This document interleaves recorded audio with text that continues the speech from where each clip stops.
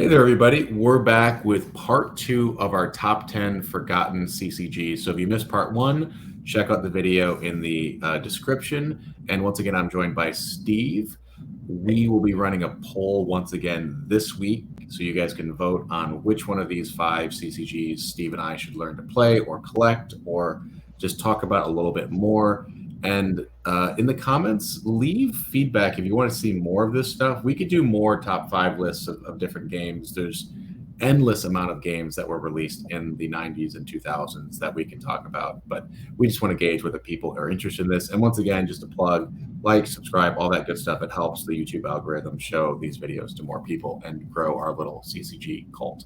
So without any further ado, Steve, what are we looking at today? Yeah, so I'm really excited about these 5 games to talk about, and kind of like we mentioned in the first video, these are forgotten, bit of hyperbole, of course, for the title of the episode, but these are games that are not talked about nearly as much as some of the big ones, Star Wars, Star Trek versus those kind of games, Lord of the Rings. But these games I think are interesting in their own way. They seem like they could be really fun to play, and they're valuable parts of the game's CCG history. And one thing as we get into these that I've been thinking about is like, I think several of these games suffered from the fact that they are CCGs and not like board games or an LCG, living card game. And so that was the model back then. CCGs were the new hotness, and so everybody was trying to make one. But we'll get into it. But I think some of these games you'll see that might have been more successful, maybe even still played today actively had it been a board game. So when we jump right into the first one, then is the Babylon 5 customizable card game, actually, or a collectible card game, CCG, regardless. Matt, have you watched Babylon 5, the TV show, before? I've watched a lot of dorky stuff, to be honest, but Babylon 5 just never quite did it for me. I'm open to it.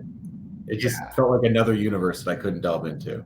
So as a kid, this was the show that was always on, like, adjacent to Star Trek, and I wanted to watch Star Trek and not this, and I didn't give it a chance. It wasn't until as an adult that I actually watched through this, and did a full rewatch of it actually last year. It's an awesome show, but it's also kind of the niche forgotten sci-fi show, and so it makes sense that it's the basis for a sort of a niche forgotten collectible card game. I won't go through the whole premise of the show, but it's basically like the United Nations in space, and it's got elements of it's got like Star Trek, but with more moral gray areas. It has some like Lord of the Rings allusions to it. There's some like epic ancient battles kind of stuff being re-emerging. It's a really good show. So if you have a chance, check it out.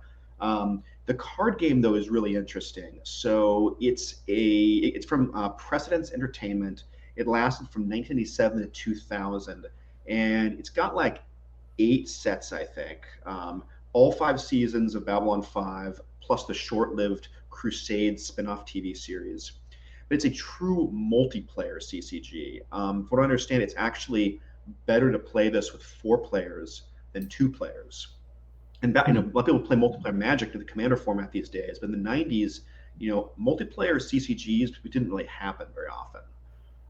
That's really interesting right off the bat. It's a very political game. You have the major races from the show: human, Narmanbari, Centauri, and then non-aligned. Within those races, you also have factions too. So you have like the faction that's based on the Babylon 5 space station, like Babylon Project faction, a faction based on the homeworld, a psionic faction, and so forth. So each of the races have these factions. So how it works is that in a game, no 2 players can be the same combination of race and faction. So you can have 2 players playing human, but one should be human Babylon Project, and one should be human home or human psi. And that really makes a lot of story sense because in the show, you have conflict between the different alien races, but also conflict between the factions of each race, allowing for a very complex political situation. So I'm just curious I guess for competitive play, that makes it a bit sloppy. Like, for example, if I brought a human Babylon deck and it's like, no, I also have a human Babylon deck. It's like, oh, we can't play each other then, right? Yeah, I don't know how this worked in tournament play, and I should look this up. Maybe somebody who's played this or played it back in the 90s can comment. I assume you must have had to bring different decks and play a backup deck, but that would be a little strange. Well, it makes it kind of a contrived experience. Like, hey, I'm bringing this. I don't even know anything about the factions, but I'm bringing XYZ. You're bringing, these ABC, and So it feels like you have to kind of plan a little bit out to make Yeah, sure you you're just not have to. playing It duplicate. reminds me of what we do at a Magic Commander night right now. We sit down and like, hey, a lot of times you have a little conversation where we play. I'm playing with a kind of 7 out of 10 power control deck. Is that okay with you guys? And the person's like, yeah, I'm playing more of a combo deck. As we have a quick conversation, see if the decks match up before you play them. That does seem awkward for like blind pairings kind of things at a tournament. So this is one of the things that came to my mind. Like this game seems like be better as like a board game where you have like 4, 6, 8 decks, and you guys pull them out and you decide, we'll each play one of them. And they all fit together in the game. Yeah, briefly, how the game plays, from my understanding of it, is there's different types of victories. They're all based upon accumulating power, which involves influence and other sort of attributes of power, like military power. And there's a variety of different win conditions for it. And you have a starting ambassador for your faction, and other characters are played in their inner circle. In terms of collectability, this game actually seems like it was probably really fun to collect. There were autographed cards in the expansion packs, autographed by the actors. So it seems like, yeah, that was really. I don't think any other game did that in the '90s. So it seems like Precedence had a pretty good connection with the Babylon 5 production crew, a lot of synergy between the production of the show and the cards. Yeah, it looks like collectability right now, it's about $50 for the base set booster box. Later sets are rare and a lot more expensive, and like several hundred, I think, for the Crusade, the final expansion. And then singles, your early set singles, like $3 for like John Sheridan in the top left. He's like the main character of the captain for most of this the series. Later sets, Matthew Gideon is the captain in Crusade. He's $85, so you're getting up into like rarer later set kind of territory. Huh. Well, this looks pretty cool. I mean, this is a good example of, yeah, because I think that the deck builder board game was something that was kind of came around in like the 2005-ish. Yeah. Now it's very normalized with games like Dominion, right, where it's like a card-based board game essentially. But it being a collectible game, it's a bit different. So very cool. All right, let's move on. What do we got next on our list? Yeah, next on our list is Netrunner. So this game is interesting. Android Netrunner is a very well-known living card game, but I don't think it's as commonly known that there was a CCG in the '90s called Netrunner that Android Netrunner is a like a reboot and revival of. So this game was made by Wizards of the Coast, and it lasted 4 sets between 1996 and 1999. Designed by Richard Garfield, the designer of Magic the Gathering. And it's an asymmetric card game set in the universe of the cyberpunk RPG.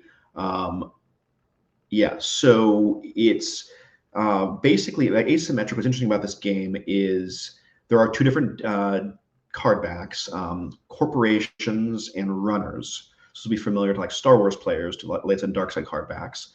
And it's an extraordinarily thematic game where the corporations are sort of your sinister mega corporations that are trying to advance hidden agendas.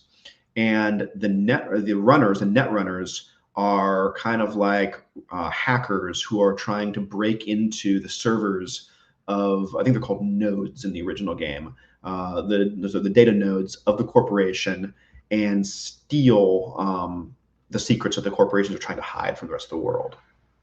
So the corporations and the runners, they play a very different game.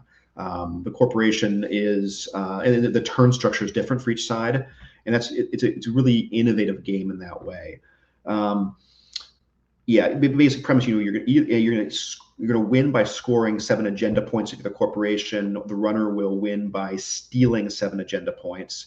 There's a couple other win conditions, like if the corporation can flatline, which means kill the runner, they also win.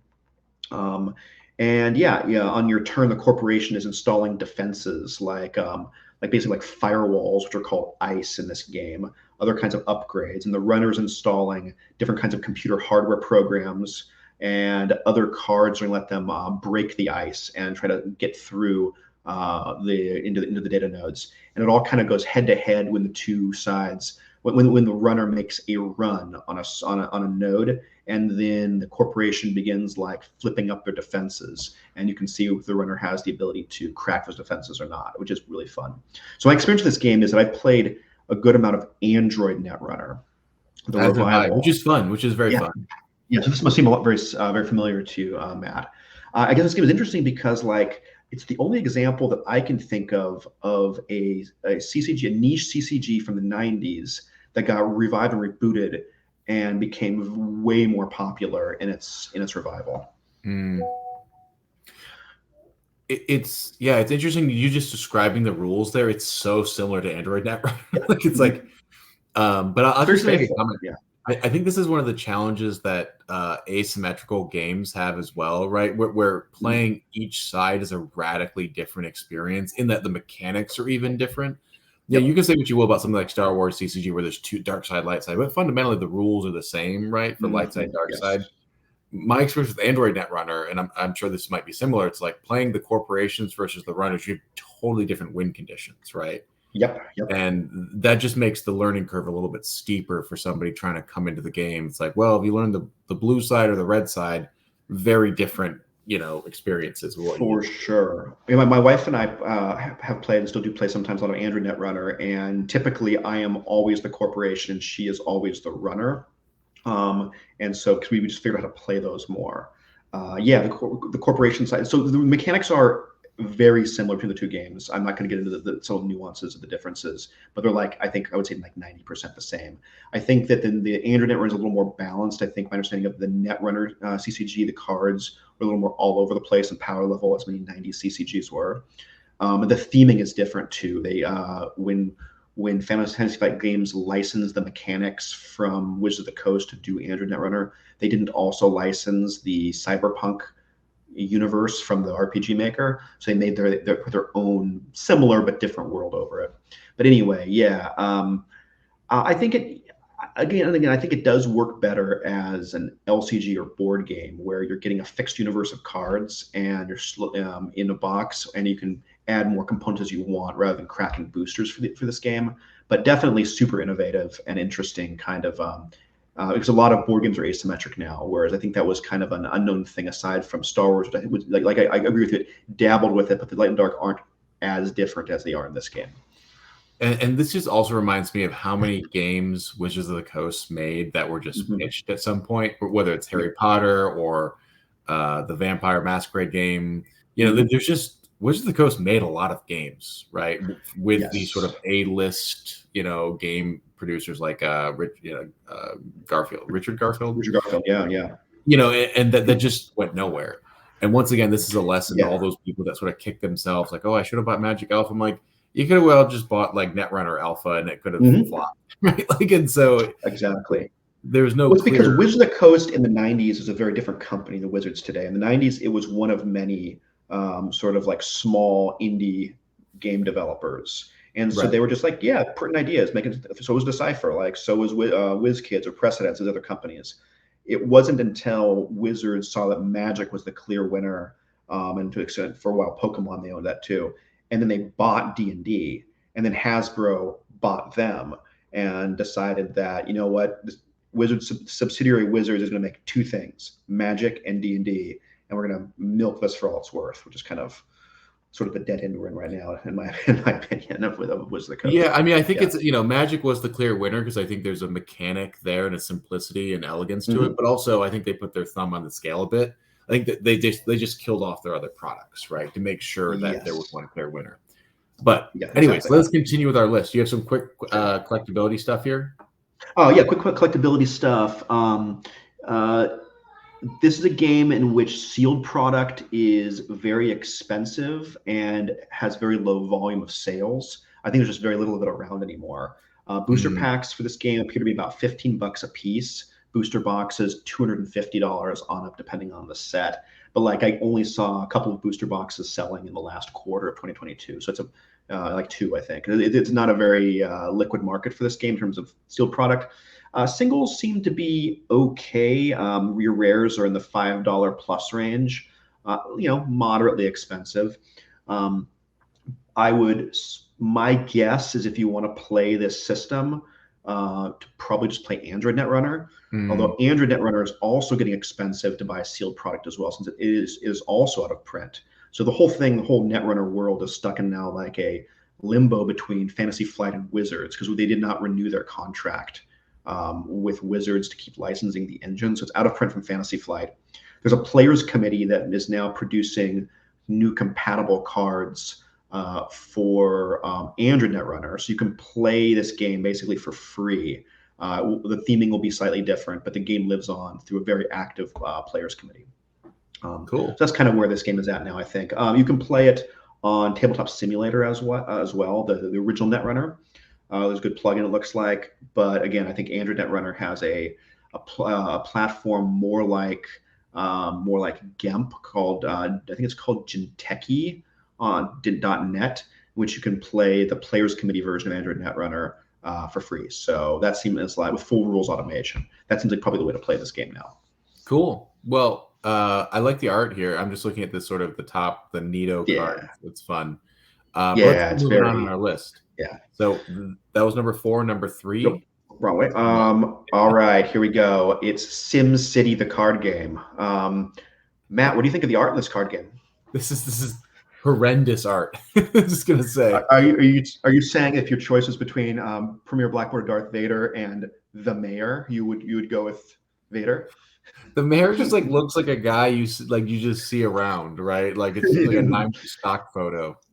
Yeah, I don't know where they get these photos. This is the jankiest art of any card game, and the jankiest bordering, like this green and like blue purple. It's horrible. Anyway, this is Sim City, the card game, 1995 from Mayfair Games.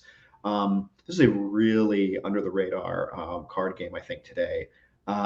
It seems like the premise of it is it actually models the 90s SimCity PC game pretty well.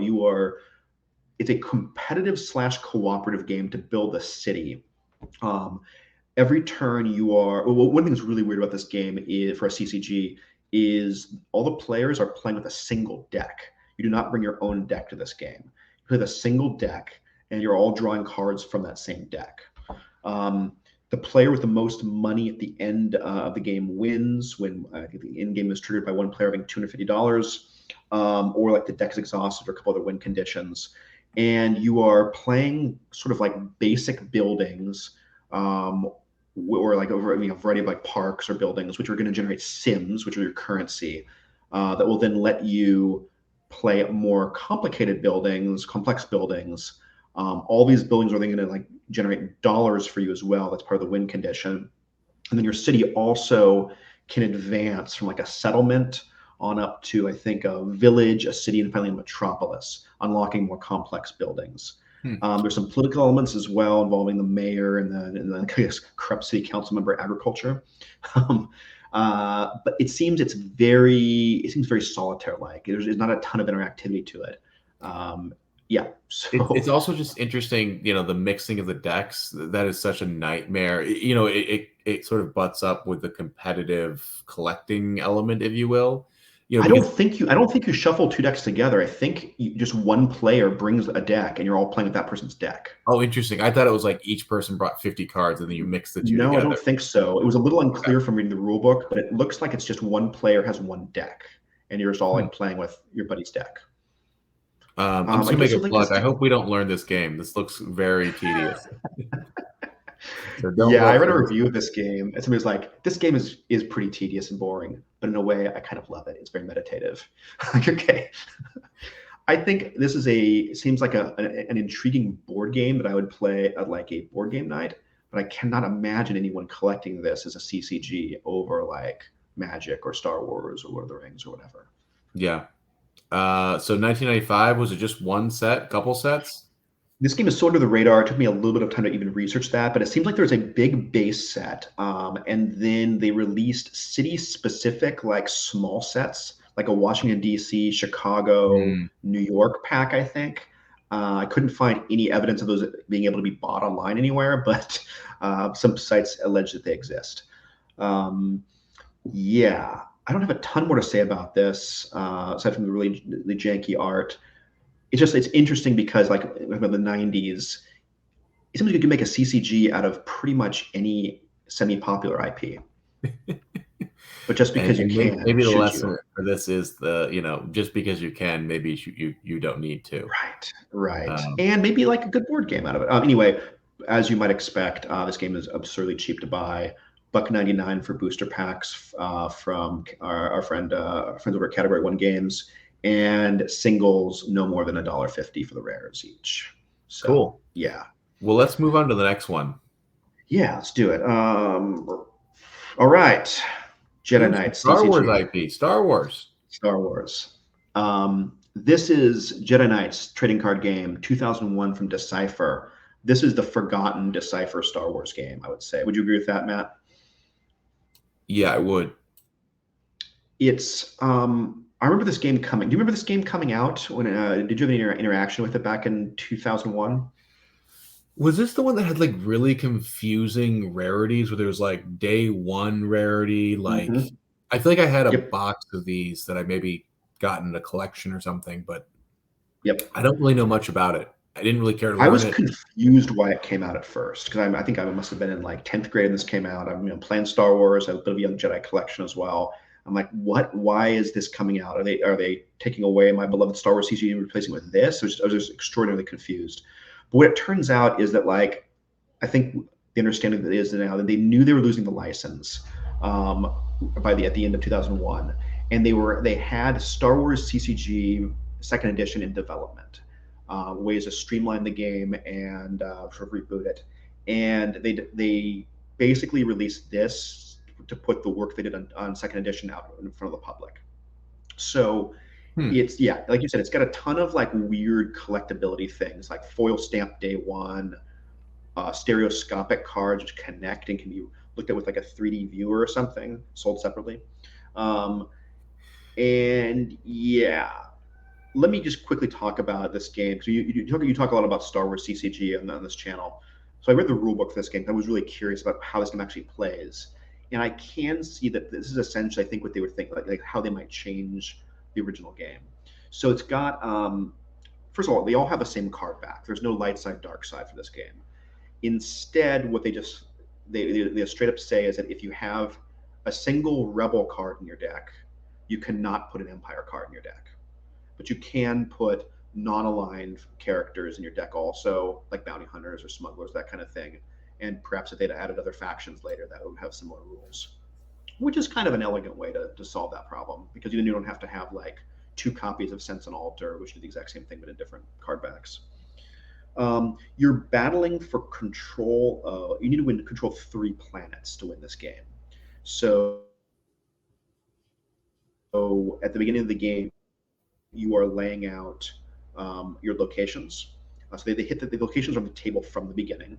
And interestingly, locations have a system on one side and a site on the other. So your card Endor might be Endor Bunker on one side, horizontal, and Endor the planet on the other side, which is kind of cool, I think. Hmm. Yeah, force is hand. There is still force in this game, but how it works is you have a force deck. I think it's called a force pile, but it's a side deck, and it's numbered 1 to 8.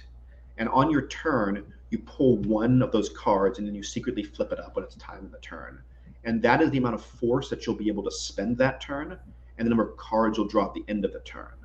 And I think it also reflects who goes first in that turn as well. But you can only play that force card once in the game.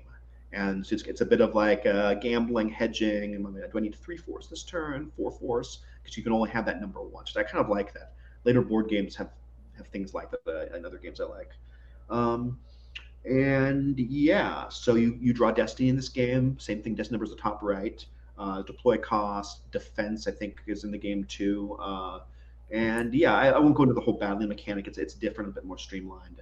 But I think there's some interesting ideas in this game. It's definitely is simpler than Star CCG, but more complicated than Young Jedi. And, who knows? It could have been good under a different history, different set of I will just circumstances. say, from a collectability standpoint, this is why movie stills win out over art, right? Yeah, Like this art is just kind of crappy in my opinion. I mean, yeah, maybe it appeals to some people, but this sort of like weird CGI. It looks like I'm playing like an N64 game, kind of. Yeah, They grab stills from like Shadows of the Empire, that it N64 just game. it wasn't ready. The technology wasn't there to do photorealistic illustrations, CG illustrations of the characters. I mean, their intention was to show like different angles, or how you have Zuckuss drawing his gun like in the bottom right there. You couldn't see in the movie. I commend that, but like we weren't there yet. Maybe 10 years later, 20 years later, you could do that.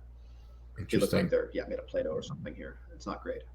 All right, Yeah, collectability. collected very cheap. I couldn't actually find a booster box that's been sold on eBay in the last quarter or even year, and I don't think. No, I think there was like, yeah, maybe one's for like $20 or $30. It's very cheap. It's very little movement. I don't think Category One's even selling this game.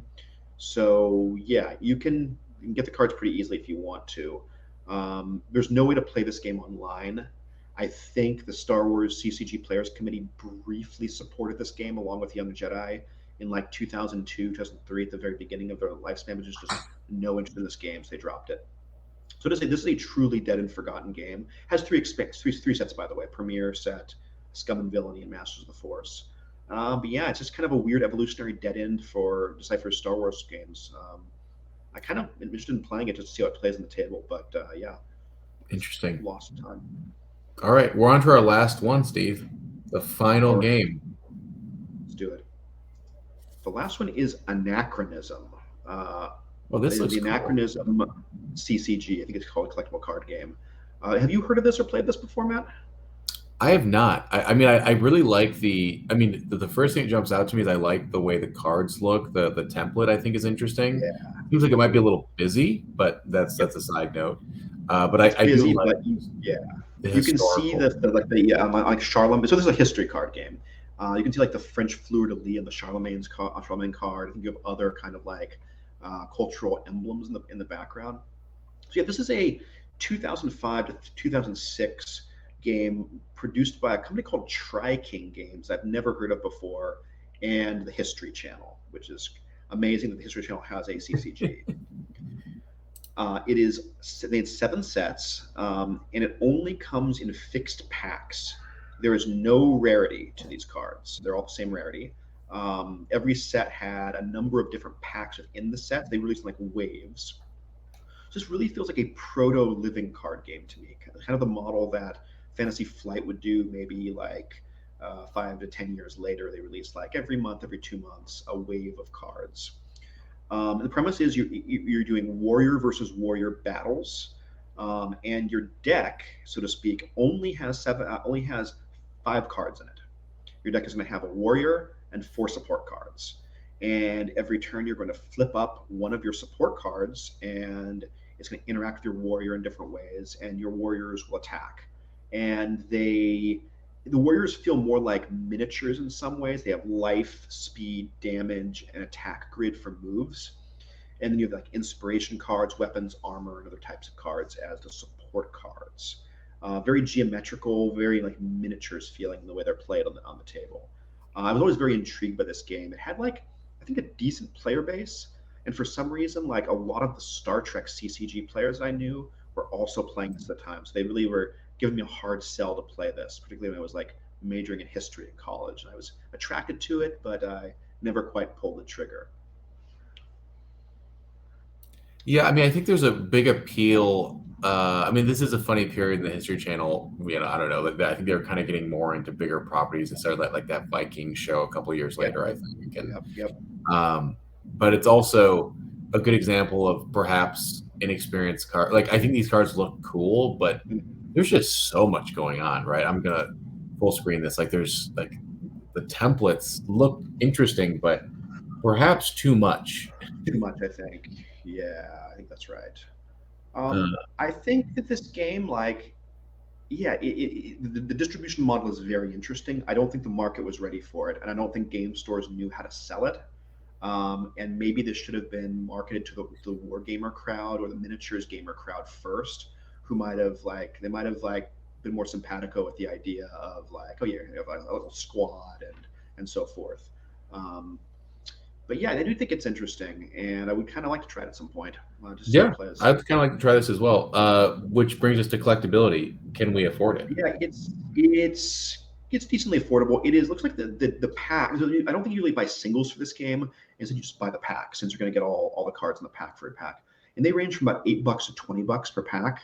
What I Mm, don't know, and I would have to dig into this more. Maybe somebody could comment on this. Is are I'm not sure if you buy the packs. The face card is the hero. So you have a Charlemagne pack, a Julius Caesar, like uh, Mulan, Fan Mulan from Chinese history, and so forth.